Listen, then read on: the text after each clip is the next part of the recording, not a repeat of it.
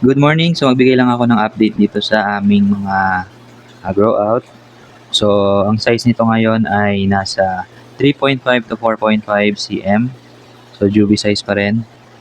Bali itong mga to, ito na yung mga selected namin para dun sa upcoming grow out competition, yung Mythical Fins Summer Edition. So bali itong nandito sa tank na to, mga nasa 50 pieces na to. So lahat to nag-molt na. Pinaantay na lang namin yung picking date. Ang picking date nito is after Holy Week. So I think mga first week or second week ng April. Sa Sunday yon. Yan. So 50 dito, actually marami pa to. So may marami kasi naka-reserve.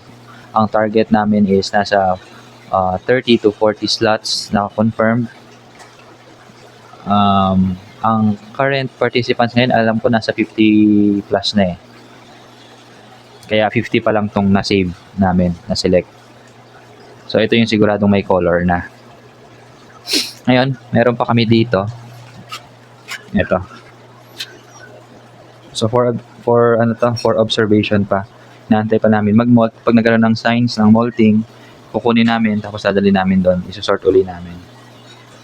So, 4 na tank yung naka-grow out dito na ino-observe namin. By the way, may bago kaming tank. Ayan.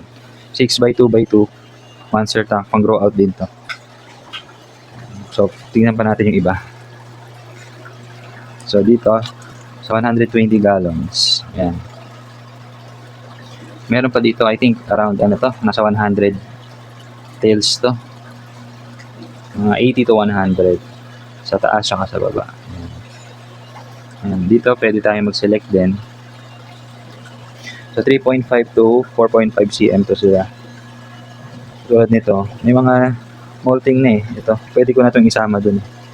Pero, inaantay ko pa uli na dumami yung magmo-molt para ma-select natin ng maayos. Yan. Dami niyan. Sa taba na. So dito rin sa baba. Yan. Ito. Molt na. Yan. Mga sample fish. Yan, madami.